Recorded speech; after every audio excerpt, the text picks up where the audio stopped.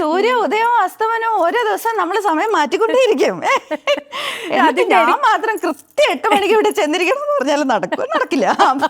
കുറച്ചൊക്കെ അങ്ങോട്ടും ഇങ്ങോട്ടൊക്കെ വരും. ഇതെന്തിനാണ് ആളുകളൊക്കെ എന്നെ തെറ്റിദ്ധരിക്കുന്നത്? ഞാൻ ഇവരോടൊന്നും ഒരു ദ്രോഹവും ചെയ്തിട്ടില്ല, അവർക്കൊന്നും ഒരു നഷ്ടവും ഉണ്ടാക്കിയിട്ടില്ല.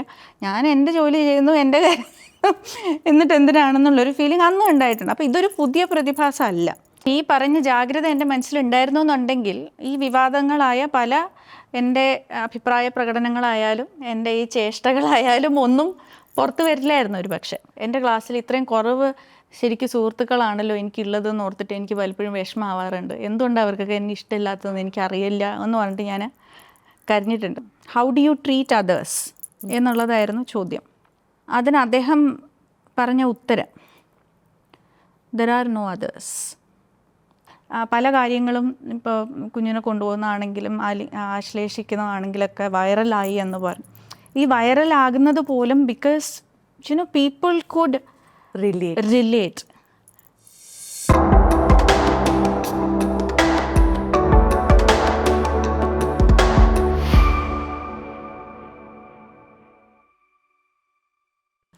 സോഷ്യൽ മീഡിയയിൽ വളരെ സജീവമായി വളരെ ആക്റ്റീവായിട്ട് നിൽക്കുന്ന ഒരു വ്യക്തിയാണ്. അതിന്റെ പിറ്റ്ഫോൾസും കണ്ടിട്ടുണ്ട്. ഒരു കോൺട്രവേഴ്സി കഴിയുമ്പോൾ അടുത്ത കാരണവശാലായിരുന്നു.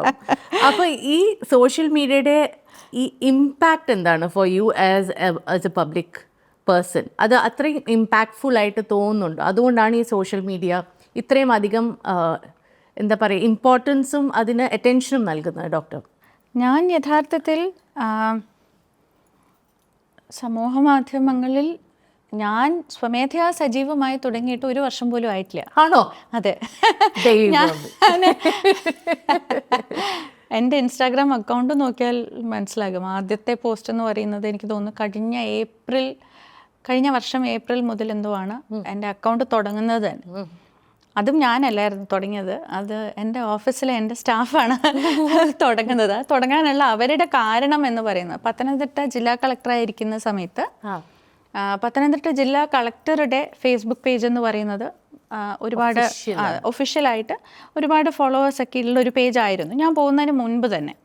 അപ്പോൾ അതിൽ ഞാൻ ജില്ലാ കളക്ടർ എന്നുള്ള നിലയിൽ അതിൽ സജീവമാകേണ്ടി വന്നു. അങ്ങനെ സജീവമായതാണ്. അതുപോലും ഞാൻ ജോയിൻ ചെയ്ത ഉടനെ ആദ്യത്തെ കുറച്ച് മാസങ്ങൾ നോക്കിയാൽ അതിലൊരു പോസ്റ്റും കാണില്ല. കാരണം എനിക്ക് ഈ ചെയ്യുന്ന ജോലിയോടൊപ്പം സമൂഹ മാധ്യമത്തെ എങ്ങനെയാണ് കൂട്ടിച്ചേർക്കുക എന്നുള്ളത് എനിക്ക് അറിയില്ലായിരുന്നു. അപ്പോൾ അങ്ങനെ കുറച്ച് മാസങ്ങൾ കഴിഞ്ഞതിന് ശേഷം എനിക്കൊന്ന് ആദ്യത്തെ പ്രളയം, ആദ്യത്തെ ശബരിമല തീർത്ഥാടനം കഴിഞ്ഞ സമയത്താണ് ഞാൻ പോസ്റ്റ് ചെയ്യാൻ തുടങ്ങുന്നത്. അതിന് പോലും കാരണം ശബരിമല തീർത്ഥാടനത്തിന് ഭക്തരുടെ അടുത്തേക്ക് കാര്യങ്ങൾ എത്തിക്കുവാൻ, സന്ദേശങ്ങൾ എത്തിക്കുവാനൊക്കെ സമൂഹ മാധ്യമങ്ങൾ കാര്യക്ഷമമായി നമുക്ക് വിനിയോഗിക്കാൻ കഴിയുമെന്നുള്ള ഒരു തിരിച്ചറിവ് മാത്രമായിരുന്നു. അങ്ങനെയാണ് ഞാൻ ഒഫീഷ്യൽ പേജിൽ പോലും സജീവമായി തുടങ്ങുന്നത്. അപ്പോൾ ഒഫീഷ്യൽ പേജിൽ സജീവമായി തുടങ്ങിയതിന് ശേഷം പത്തനംതിട്ടയിൽ നിന്ന് എനിക്ക് മാറാൻ സമയമായി എന്നുള്ള അതായത് 2 വർഷം കഴിയുമ്പോൾ ഇനി മാറ്റം വരാം എന്നുള്ളൊരു ധാരണ ഉണ്ടാവുമല്ലോ. ആ ഒരു സമയത്തിൽ ശരിക്കും പത്തനംതിട്ടയിലുള്ള എൻ്റെ സ്റ്റാഫാണ് ഒരു അക്കൗണ്ട് ഉണ്ടാക്കിക്കൊണ്ട് വന്നു. അങ്ങനെ ആദ്യത്തെ എൻ്റെ കുറച്ച് ഇതൊക്കെ നോക്കുകയാണെങ്കിൽ വെറുതെ എൻ്റെ കുറച്ച് ഫോട്ടോസ് മാത്രമാണ് ആദ്യത്തെ 2-3 പോസ്റ്റൊക്കെ കിടക്കുന്നത്. അത് ശരിക്കും ഞാൻ പോലും അല്ല അപ്ലോഡ് ചെയ്തിട്ടുള്ളത്. അത് തുടങ്ങി വെച്ചതിന് എന്തെങ്കിലും ഇടണമല്ലോ എന്നും പറഞ്ഞിട്ട് അവർ ഇട്ടതായിരുന്നു. അപ്പോൾ ശരിക്കും എനിക്ക് ഇൻസ്റ്റയിൽ ആദ്യമായിട്ട് ഒരു സാധനം ഞാൻ പോസ്റ്റ് ചെയ്യാനായിട്ട് ഒരുങ്ങിയപ്പോഴാണ് ഞാൻ അറിയുന്നത് എനിക്ക് അതിൻ്റെ പാസ്വേഡ് പോലും അറിയില്ല എന്നുള്ളത്. എന്നിട്ട് ഇവിടെ വന്നതിന് ശേഷം ഞാൻ അവിടെ എൻ്റെ CA സൂസനെ വിളിച്ച് ചോദിക്കുമായിരുന്നു, സൂസ അതിൻ്റെ പാസ്വേഡ് എന്തായിരുന്നു, അന്ന് നിങ്ങൾ ഇട്ടതൊന്നും പറഞ്ഞു തരുമെന്ന്. അങ്ങനെയാണ് ശരിക്കും ഞാൻ ഇൻസ്റ്റയിൽ കയറുന്നത്. അത് ഞാൻ ആദ്യകാലത്തിലൊക്കെ കൊടുത്തിട്ടുള്ള കുറേ ഇൻ്റർവ്യൂസിൽ ഞാൻ പറഞ്ഞിട്ടുമുണ്ട്, ഞാൻ ഇതിലൊന്നും ഇല്ല, അതിലൊന്നും ഇല്ലാത്തതുകൊണ്ട് എനിക്ക് പ്രത്യേകിച്ചൊന്നും ജീവിതത്തിൽ നഷ്ടമായിട്ടില്ല എന്നൊക്കെ ഞാൻ തന്നെ പറഞ്ഞിട്ടുണ്ട്. അപ്പോൾ 2009 മുതൽ 2021 വരെ ഞാൻ സമൂഹ മാധ്യമങ്ങളിൽ ഇല്ലായിരുന്നു. അശേഷം ചിലപ്പോൾ തോന്നാറുണ്ടോ വേണ്ട സോഷ്യൽ മീഡിയ വേണ്ട, ഇൻസ്റ്റാഗ്രാം വേണ്ട എന്ന് തോന്നാറുണ്ടോ? കാരണം പലപ്പോഴും അറ്റാക്സ് വരുമ്പോൾ ഇപ്പം എനിക്ക് ഓർമ്മയുണ്ട്, കുഞ്ഞിനെ ഓഫീസിൽ കൊണ്ടുപോയി എന്ന് പറഞ്ഞിട്ടുള്ള കാര്യത്തിൽ you faced an attack and the hugging controversy. ഈ രണ്ടിനും ഇൻകോൺസിക്വൻഷ്യൽ ആണ്, പക്ഷേ you had to face the brunt of it. അപ്പോൾ ആസ് എ പബ്ലിക് ഫിഗർ എപ്പോഴെങ്കിലും ആലോചിച്ചിട്ടുണ്ടോ let me just shut shop?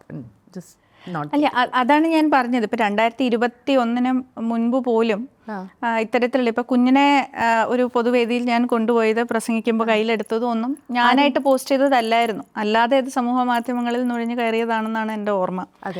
അപ്പോൾ അല്ലെങ്കിൽ അതുപോലെ തന്നെ ഡാൻസ് ഇടയ്ക്ക് യൂണിവേഴ്സിറ്റി കലോത്സവത്തിന് പോയപ്പോൾ ഡാൻസ് കളിച്ചത്, അതെ അതെ, അതെല്ലാം ഞാൻ എൻ്റെ അക്കൗണ്ടിൽ ഇട്ടിട്ട് പിന്നീട് അത് അങ്ങനെ വൈറലാവുന്നതല്ലായിരുന്നു. അല്ലാതെ തന്നെ അങ്ങ് കൈവിട്ട് പോയതാണ്. അപ്പോൾ വരച്ചു വെച്ചിട്ട് അത് നമ്മൾ ഇടുന്നോ വേറെ ആരെങ്കിലും ഇടുന്നോ എന്നൊക്കെ ഉള്ളത് അവിടെ പ്രസക്തമാണെന്ന് എനിക്ക് തോന്നിയിട്ടില്ല.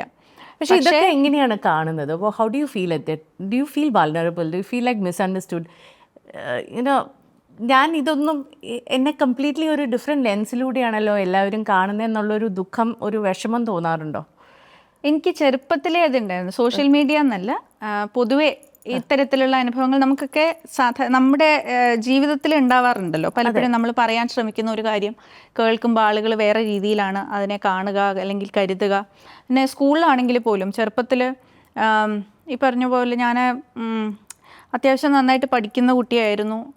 പിന്നെ അധ്യാപകർക്കൊക്കെ ഇഷ്ടമുള്ള ഒരു കുട്ടിയായിരുന്നു. എനിക്ക് ഒരിക്കൽ പോലും ഒരു അധ്യാപക പോലും എന്നെ അങ്ങനെ ഇപ്പം ഒന്ന് പണിഷ് ചെയ്തിട്ട് എനിക്ക് ഓർമ്മയില്ല. അതിനുള്ളൊരു അവസരം ഉണ്ടാക്കി കൊടുത്തിട്ടില്ലാത്തതാണോ എന്താണെന്ന് എനിക്കറിയില്ല. പക്ഷേ അങ്ങനെ ആ ഒരു യു അണ്ടർസ്റ്റാൻഡ് റൈറ്റ്, ആ ഒരു ഇമേജ്, ഒരു പഠിപ്പിസ്റ്റ് ഇമേജ് കുട്ടികൾക്ക് വരുമ്പോൾ ബാക്കിയുള്ള നമ്മുടെ കൂടെയുള്ള സഹപാഠികൾ നമ്മളെ വേറൊരു രീതിയിലായിരിക്കും കാണുക. അതെ.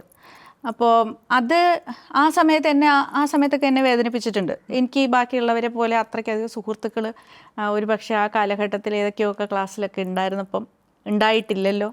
എൻ്റെ കൂടെയുള്ളവർ എന്നെ അകറ്റി നിർത്തുന്നല്ലോ, തെറ്റിദ്ധരിക്കുന്നല്ലോ.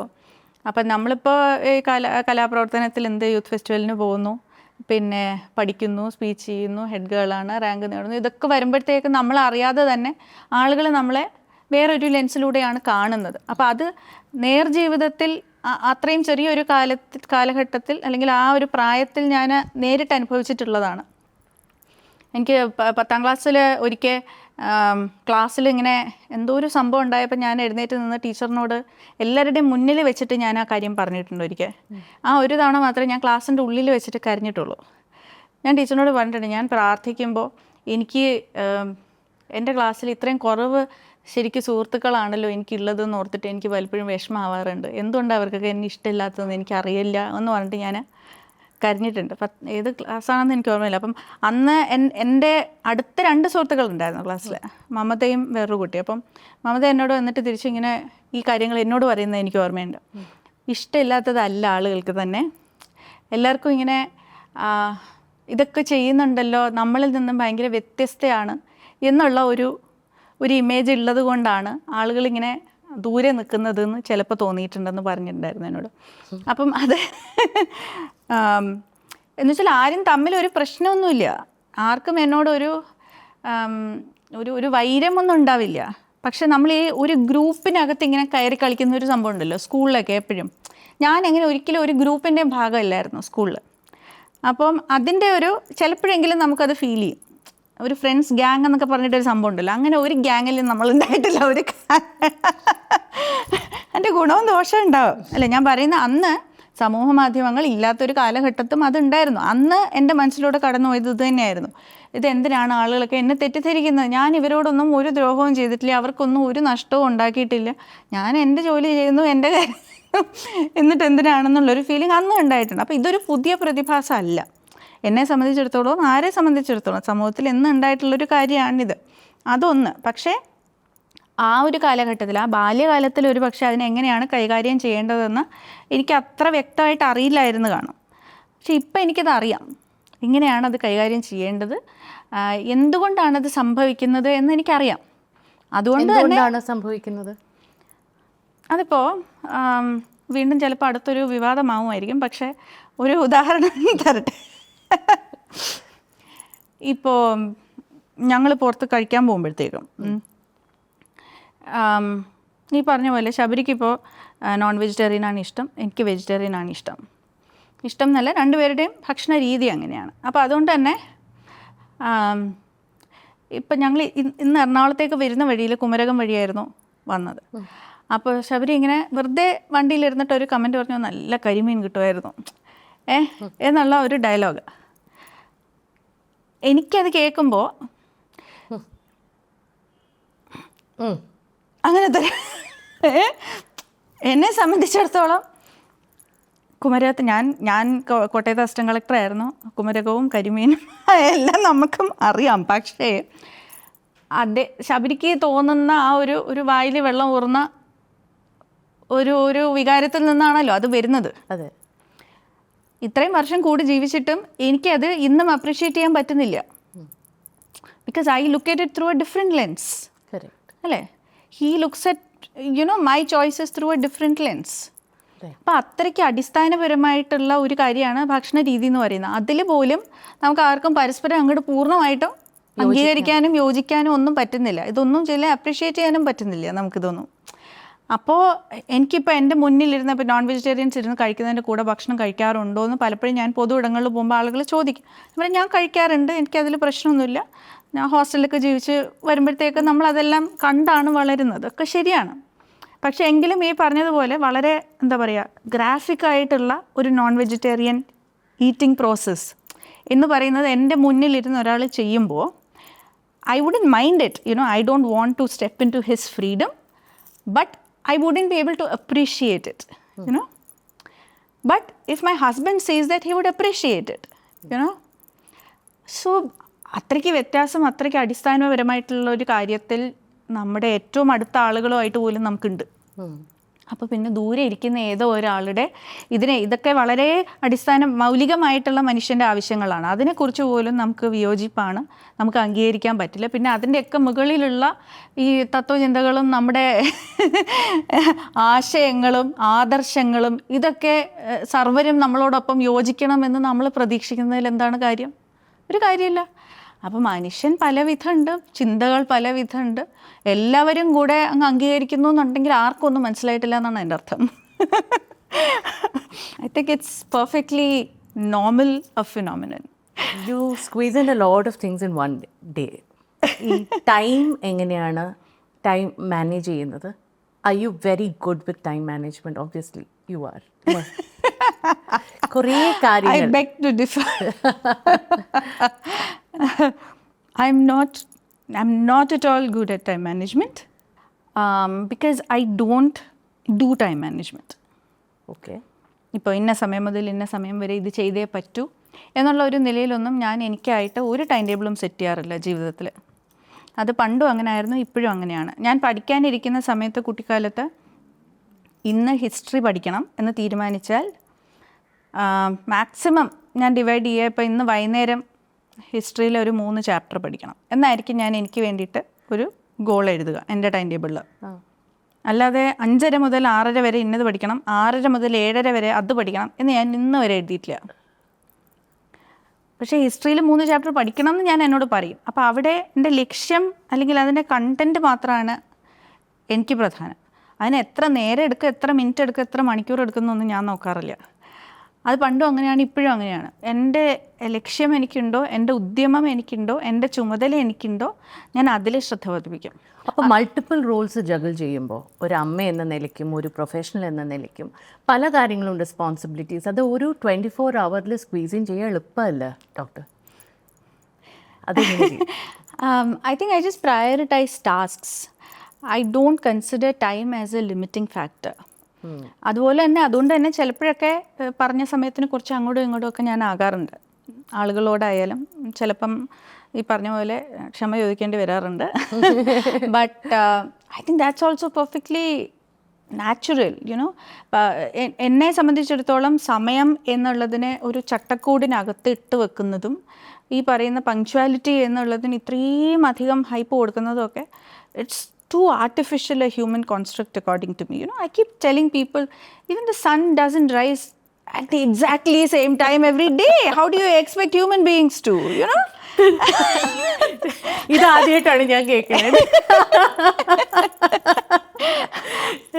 സൂര്യ ഉദയവും അസ്തമനവും ഓരോ ദിവസം നമ്മൾ സമയം മാറ്റിക്കൊണ്ടേയിരിക്കും. ഞാൻ മാത്രം കൃത്യം 8 മണിക്ക് ഇവിടെ ചെന്നിരിക്കണം എന്ന് പറഞ്ഞാൽ നടക്കില്ല. കുറച്ചൊക്കെ അങ്ങോട്ടും ഇങ്ങോട്ടൊക്കെ വരും. പക്ഷെ എന്ന് വെച്ചിട്ട് നിങ്ങൾക്ക് വിഷമം ഉണ്ടാക്കാൻ വേണ്ടിയിട്ടല്ല ഞാൻ ചെയ്യുന്നത്. പക്ഷെ വളരെ ഓർഗാനിക്കായിട്ട് അങ്ങനെയൊക്കെ സംഭവിച്ചു പോകും. ഞാൻ അങ്ങനെ വിശ്വസിക്കുന്ന ഒരാളാണ്.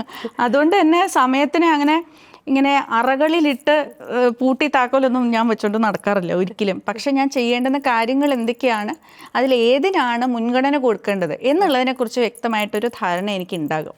അതുപോലെ ഒരു വളരെ ഇമ്പോർട്ടൻ്റ് ആയിട്ടുള്ള ഒരു കാര്യമാണ് പീപ്പിൾ മാനേജ്മെൻറ്റ്. നമ്മളെന്നൊരു വ്യക്തി പലതരത്തിലുള്ള ആൾക്കാരെ മാനേജ് ചെയ്യുക.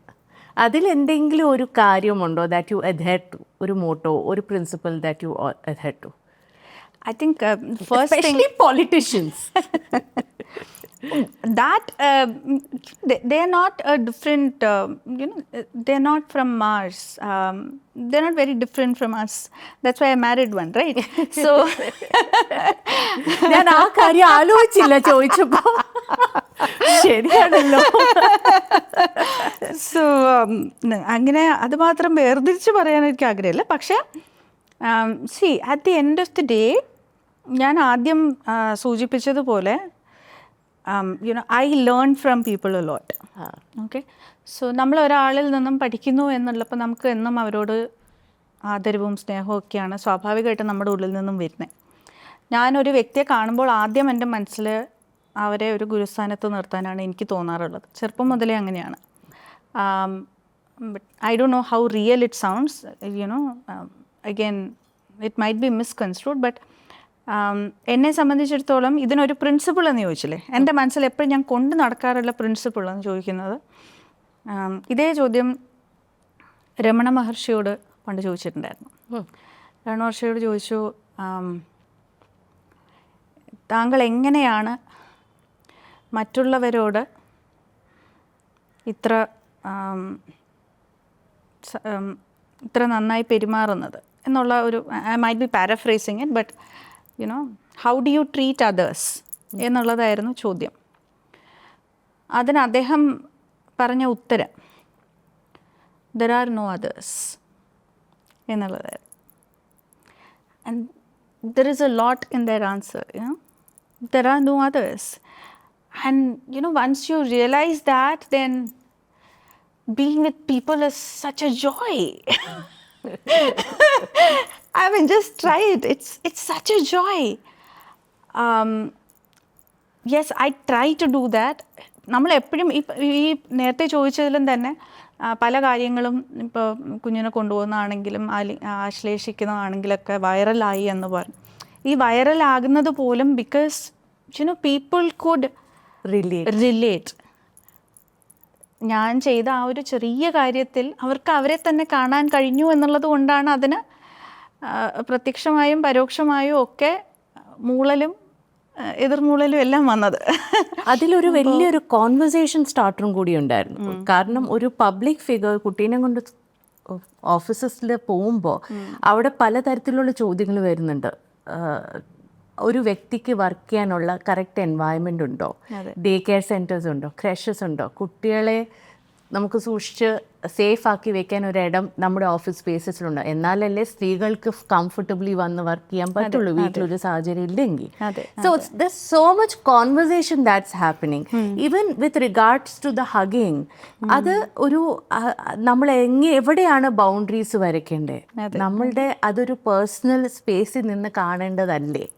അത് ഒരു there were so many conversations happening, and ഈ ഒരു conversation wouldn't have happened if it was not for those instances. Yes, absolutely. And I think at the end of it something good has come out of it because it has been conversation. Yes, absolutely. Doctor, you are an embodiment of multiple things. ഇപ്പം ഞാൻ പറയാം, ഒരു പെൺകുട്ടി എന്ന നിലയ്ക്ക് ഒരു aspirational ഫിഗറാണ്. That you have achieved such great heights, you are doing a remarkable job. എല്ലാം കൊണ്ട് you are at a place where you inspire a lot of other women, girls and men alike. അപ്പം ഈ ഒരു responsibility ഉണ്ടല്ലോ, that you are in a way an icon for many others.